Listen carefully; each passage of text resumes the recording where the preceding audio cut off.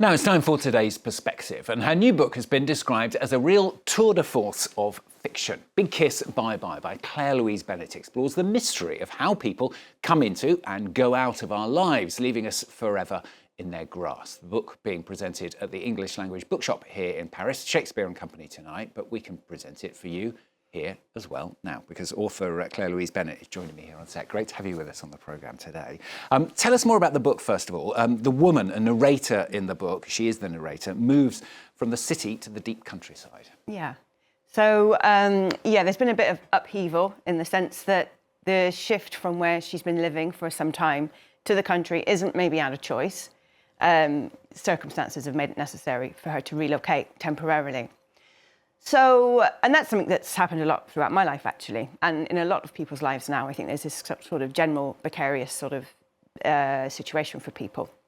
So moving it's a big thing. It's, you know, there's all the packing you have to do, but also there's a sense of going through things.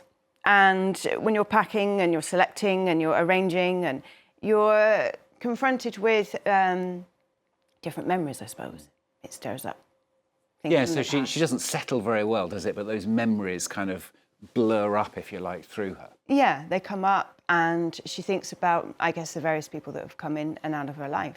And I suppose she dwells, and the story dwells mostly on a most recent kind of relationship with a much older man that she was with for some time. And then there's a sense that maybe their relationship kind of evolved into something more platonic, which he didn't seem to be particularly happy about. The idea of being friends with her just didn't really necessarily satisfy him completely. So yeah, that's where she's at, really. So it's like a reflection. She's kind of reflecting, I suppose, on the things and the mainly the men that she's met over her life. It's a reflection, but at the same time, it thinks about the ways, I suppose, that people still kind of live within us in the present sense as well. I was sort of interested in that. And I'm just sort of, I guess, interested in how people exist in our minds. I just find that very interesting in a way. Like how I don't know, the ideas we have about a person and what that has to do with who they really are. And can we even talk about how a person really is? What does that kind of mean?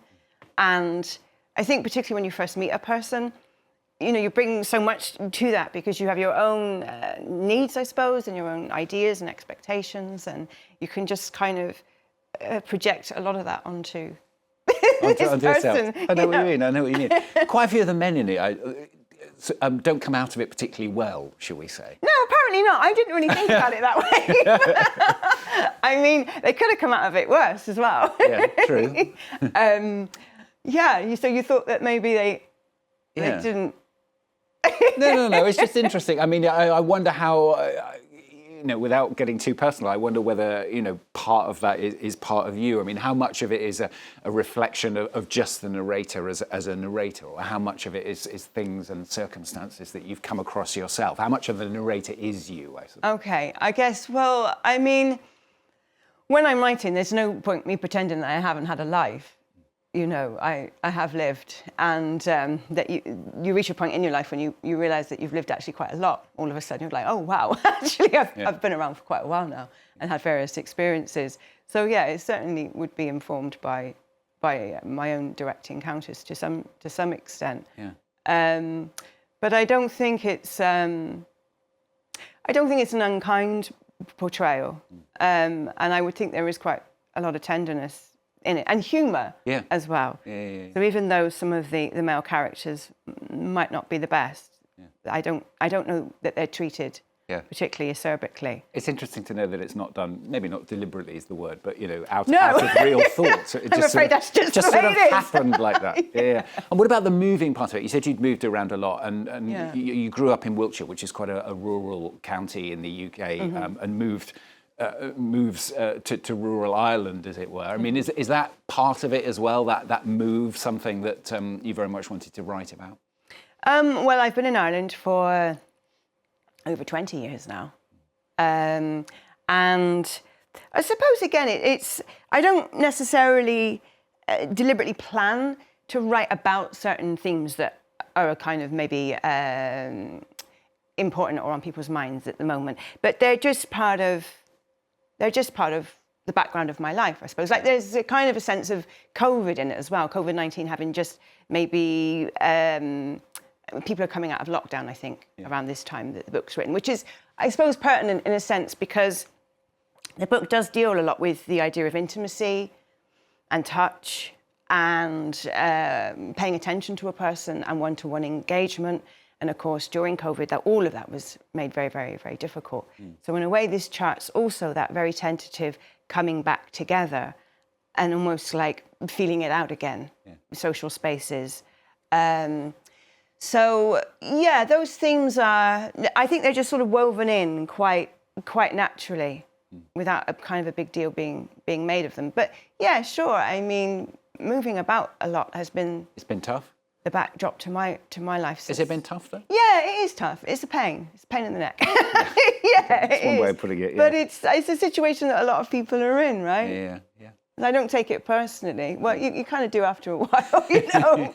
But yeah, it's just the way it goes, and it is a big upheaval, and it becomes more and more so because it's interesting how much stuff you kind of acquire, and you become quite conscious of that. I think when you're in a place that you're situated in for a long time, you almost don't see your things anymore, in a way. You know, it's just sort of there, and just sort of there. You don't have to think about it or assess it or wonder why you still have it or if it's any use to you anymore or any of those questions, you know. And what about the writing? I mean, you've had a pretty impressive, let's be honest, a few years in the literary world. First book, Pond, shortlisted for a top prize 2016. Your second one, Checkout 19, even one of New York Times' 10 best books of 2022. I mean, what's it been like discovering, if you like, the literary world and doing so well in it so quickly? Oh, good. I'm glad it seems that way. Yeah, I wonder. It's been great, really, I suppose. Yeah, it has been great. I mean, I started publishing, I suppose, relatively late. I was in my late 30s, even though I'd been writing for a very, very long time. So making that transition really from being a very private writer for so long to then being a public writer was quite strange, actually. It was quite a peculiar transition because it had always been something, just a very private thing that I'd done. And it wasn't something that I really talked about very much or needed to talk about. But it is lovely to have opportunities to have that like recognition you as and well. come to Paris. And exactly. all those wonderful things, absolutely. Good to have you with us on the programme today. Thanks very much for coming in and telling us about the book. Author Claire-Louise Bennett, the book called, as I said, Big Kiss, Bye Bye by Claire-Louise Bennett, being presented tonight as well at Shakespeare & Company. So if you happen to be in Paris, you can go along and join in with that. That would be great. Great to have you with us on the programme. Thank you, Stuart. Thank you.